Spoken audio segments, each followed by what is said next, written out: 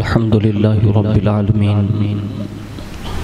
والعاقبة للمتقين والصلاة والسلام على سيد الأنبياء والمرسلين وعلى آله وصحابه وأزواجه وذرياته وأهل بيته وابنه الغوث الأعظم الجيلاني ومعين الملة والدين والشيخ الإسلام والمسلمين أعلى الحضرة الإمام أحمد رضا وعلى عباد الله الصالحين أجمعين أما بعد فأعوذ بالله من الشيطان الرجيم بسم الله الرحمن الرحيم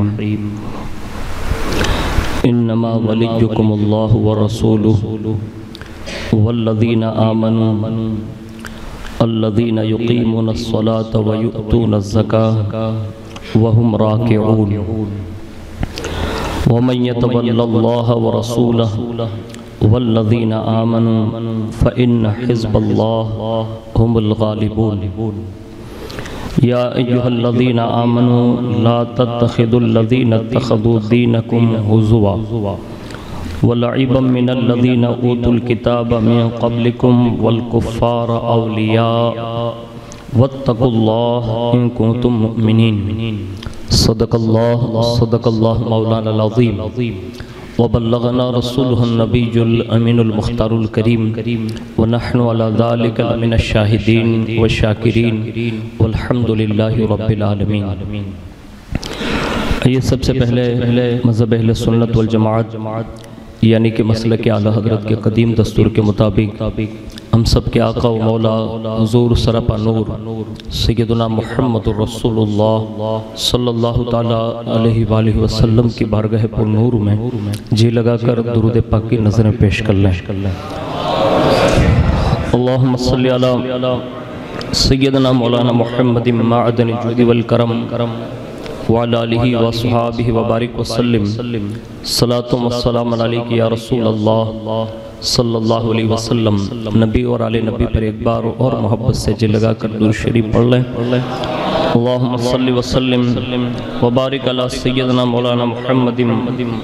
وعلى آل سیدنا مولانا محمد وبارک وسلم. حصول برکت کے لیے ایک بار اور محبت کے ساتھ درود شریف پڑھ لیں. اللہم صلی علی سیدنا مولانا محمد معدن الجود والکرم وعلى آلہ وصحابہ وبارک وسلم صلاة والسلام علیک یا رسول اللہ صلی اللہ تعالیٰ علیہ وآلہ وسلم. اللہ رب العزت کی توفیق سے اور اس کے پیارے محبوب صلی اللہ تعالیٰ علیہ وآلہ وسلم کی خاص نگاہ عنایت سے ہم اور آپ جمعۃ الاولیٰ کی دوسری جمعۃ المبارکہ میں حاضری کی سعادت حاصل کر رہے ہیں. اللہ رب العزت ہم سب کی حاضری کو قبول فرمائیں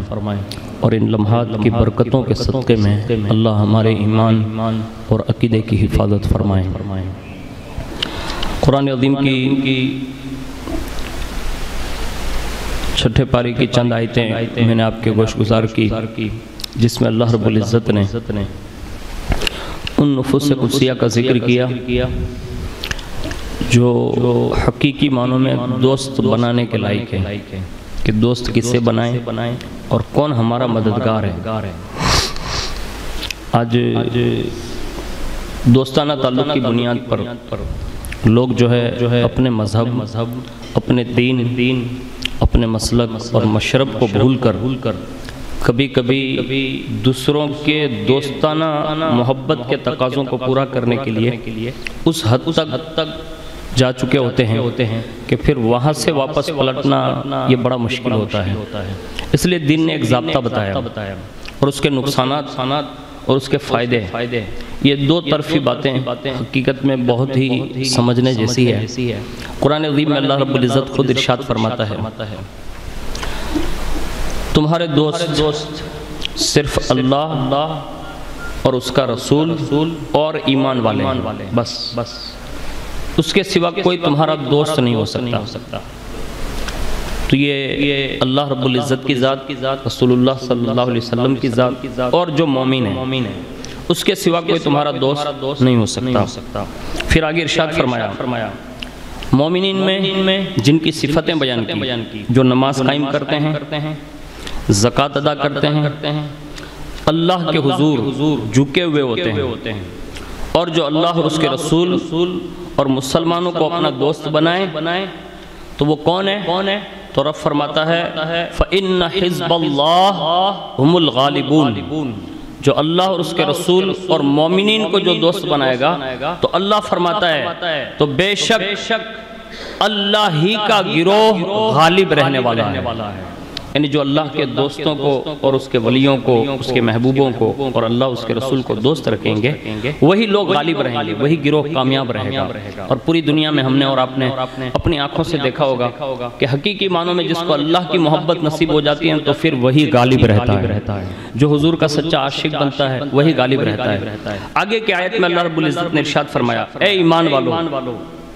جن لوگوں کو تم سے پہلے کتاب دی گئی ان میں سے وہ لوگ جنہوں نے تمہارے دین کو مذاق اور کھیل بنا لیا، اور کافروں کو اپنا دوست نہ بناؤ، اگر ایمان رکھتے ہو تو اللہ تبارک و تعالیٰ سے ڈرتے رہو۔ یعنی یہاں تنبیہ کی، ایک تو یہ فرمایا کہ تم سے پہلے بھی کچھ لوگ ایسے ہوئے جن کے پاس کتاب تھی، یعنی یہودی اور نصرانی، لیکن انہوں نے دین کو مذاق اور کھیل بنا ڈالا، موج مستی میں آ گئے۔ ابھی یہ مہینے کے اختتام پر ابھی سے پورے اخبارات بڑے پڑے ہوئے ہیں، اور 31 دسمبر کو جو ہے پوری دنیا میں ایک مطلب طوفان بپا ہوتا ہے، اور اس میں ہماری اور آپ کی کم ظرفی یہ ہے کہ ایسے حالات میں جہاں ہمارا اور تمہارا کوئی وہاں لینا دینا نہیں، آج بڑی تیزی کے ساتھ لوگ اس میں شرکت بھی کرتے ہیں، اور معاذ اللہ رب العالمین وہاں ہوتا کیا ہے؟ شراب، نشہ، اور معاذ اللہ جوان لڑکے اور لڑکیاں وہ اتنے مست ہو جاتے ہیں کہ اس سے اپنی عزتوں کی بھی پرواہ نہیں ہوتی۔ اور آج حد یہ ہے کہ ہماری قوم کو یہ بھی سمجھ نہیں ہے کہ ہمارا مذہب کیا کہتا ہے، ہمارا دین کیا کہتا ہے۔ اللہ کا بے روک ٹوک فیصلہ یہ ہے، اور وہ اپنے فیصلوں میں بے نیاز ہے۔ اس نے یہ فیصلہ کر کے دیا کہ یہ اہل کتاب جس کو ہم نے کتاب دی تھی انہوں نے دین کو کھیل اور تماشا بنا ڈالا، اور پھر فرمایا یہ کافر یہ تمہارے دوست ہو ہی نہیں سکتے، انہیں دوست بنانے کا تمہیں کوئی حق نہیں ہے۔ آج ہمارے یہاں جیسے 2020 کے ختم کی رات آئے گی نا تو لوگ میسیج ادھر ادھر فارورڈ کرتے رہتے، ہمیں اتنا بھی یاد نہ رہا کہ ہمارا دین جو ہے نا اس کا سال محرم سے شروع ہوتا ہے اور ذی الحجہ پہ ختم ہوتا ہے۔ یہ ہمارا سال ہے، ہم دوسروں کے دروازے پر جا کے بھیک کے کٹورے لے کر کھڑے ہیں اور کہہ رہے کہ یہی ہمارا سال ہے،